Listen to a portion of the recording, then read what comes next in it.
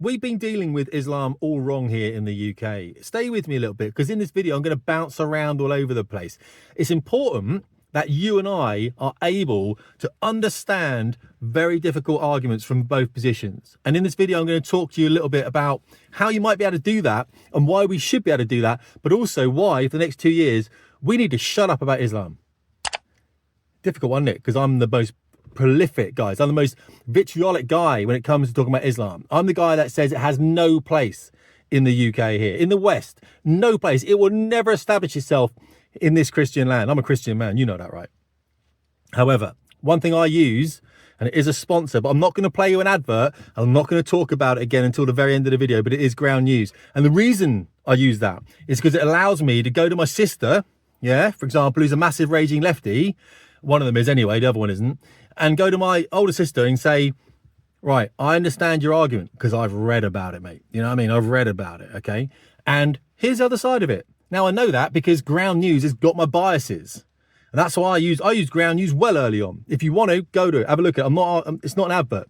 But we need to be able to balance both arguments. Now, the problem that we've got here is we're trying to use something called logic and facts and intellectual discourse. And we're trying to use that with a bunch of fucking idiots, mate. And that's the problem with Islam. They are fucking idiots. Now, here's the thing. I'm going to talk to you about why I know they are. It's not all of them, don't get me wrong. It's a lot of the ones that were wearing the face masks on the streets was at Whitechapel. I'm going to play you a quick film right now. These are who we're dealing with right now. And not just the Muslims who are covered up, the Antifa Muslims, whatever they want to be. The left, the people on the left. You'll see a guy here. They're chanting, aren't they, doing the Allahu Akbar thing. A guy on the left says, oh, mate, we're on the same side. And one of the Muslims says, no, we're not. No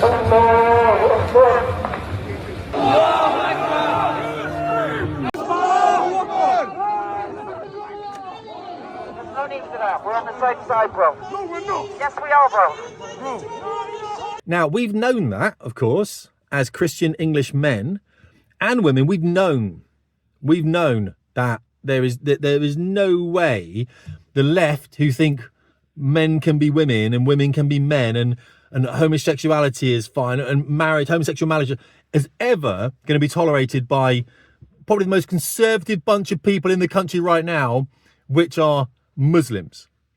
These are not radical Muslims. These are not Islamic fundamentalists. These are Muslims. Because when you speak to me, I've done a lot of work on it, I know that there is only one Islam. There's not radical Islam. There's not moderate Islam. There's Islam. And you can say what you want, and you will. And the comments are a place for saying that. All I would say is just hear me out a little bit. I've got a plan. Now, the plan has come from a couple of years ago, really, where I'd put a video out, I think, maybe a few months ago, actually. I don't know. I can't remember now. I'd put some videos out about Palestine and Israel, and I'm not coming up with a conclusion. Why? Because I know nothing about them, even though I read loads about it. And my conclusion really was about nuance. Like, it's complex. It's nuanced. Whether you're on the Israel-Palestine side, by the way, I don't care. I don't care. I couldn't care less which side you're on. That's not what this tape's about. The truth is, because I put this video out saying, if we can't, if even the specialists, the geniuses out there, the political masters of history can't solve this, who are you and I to solve it, right? Anyway, got a load of shit hate from that. You know that one, all right? So I got hate from both sides. Brilliant. That's who we are. But what I'm saying is there was a professor from a university in Tel Aviv who wrote to me. He said, Tim, you've stumbled on something, mate, and no one else has. And I was like, all right, here we go. The big man. All right, what's going on, mate? He just watched one of my videos and just wrote to me, you know what I mean? One of my little secretaries sent it through. I was like, all right. She goes, you'll be interested in this. Katie it was. I said, all right, Katie, what's going on? She goes, this guy, and I looked him up and he had all this, signature block. He was high up in the university. Problem we've got with Palestine, he said, well, many problems, I keep sending rockets in, is the fact that they've got a very, very low IQ to do with a very limited education system within the country, within Gaza. All right, All right, listen, okay, I've got it. He goes, the problem is there's a disparity in intellect here, because obviously Israelis are very, they tend to educate to a high standard like we do in the UK here, we try to. And in Palestine, of course, for many reasons, they haven't got that. So when you come together, they're arguing from a different, they're trying to rationalize. And there's more to this.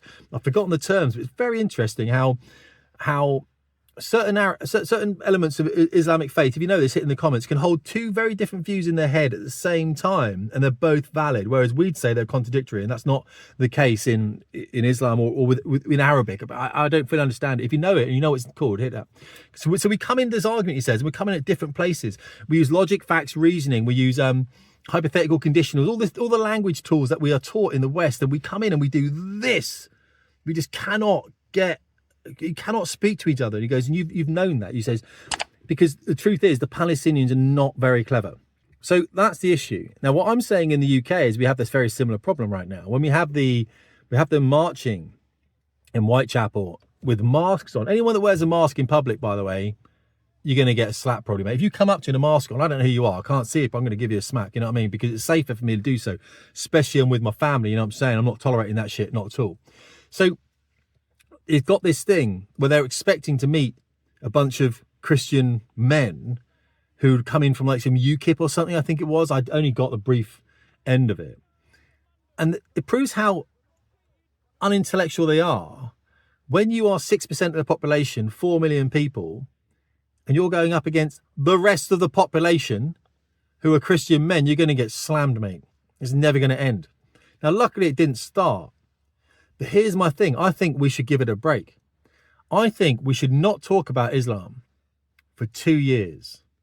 This comes back to the feminization of all industries, public sector, business, doesn't matter. You know, health, education, military, the feminization, post-COVID, 2020.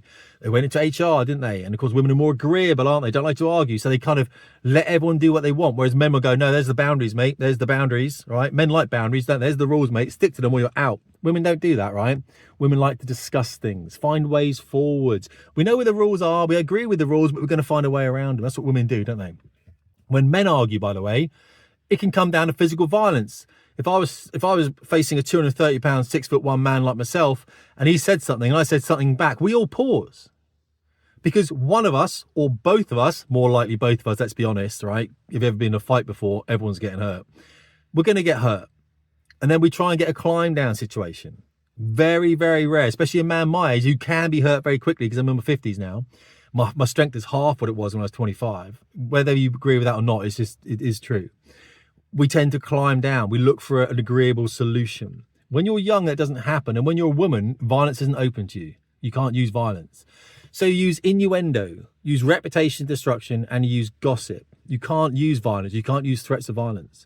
So in the workplace, in the military, my boss would say, you're not doing that, Tim. The end. All right. Well, there's rules, big rules in the military. You get locked up. So the boss is right. I don't care what you say. The boss is right. Let's do it. When you flood that workplace with women and you have a discussion and then people talk behind their back, it doesn't get anywhere. Like, the answer isn't there. It's fluid. And Muslims have capitalized on this weak, liberal, democratic, sort of globalized, I could throw some multicultural sort of pot. You know, they run around calling everyone, you can see I've had like politicians all day calling me a racist. I'm like, I even wrote back, yeah, I'm a racist. So you may as well just own up. I'm a racist, mate. What are you going to do now? What are you going to do?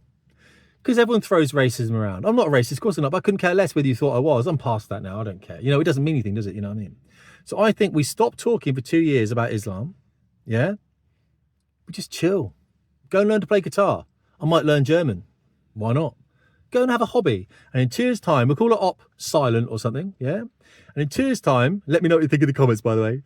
Like raise the flag. I love that. That's a brilliant, you know, raising flags. Should be crusade flags, by the way. And the flag of Jerusalem. But op silent, we'll come back in 2 years and we'll see the fucking state of this country. Do you know what I mean? Women will be going, where are the men at? Where are the men? I said, hang on a second. I thought you wanted to do all the business stuff that we were doing. I thought you wanted to go and build all this. I thought equality. Well, fucking equal that, mate. Fucking equal that. Go and sort it yourself then. Whilst I learn to play guitar.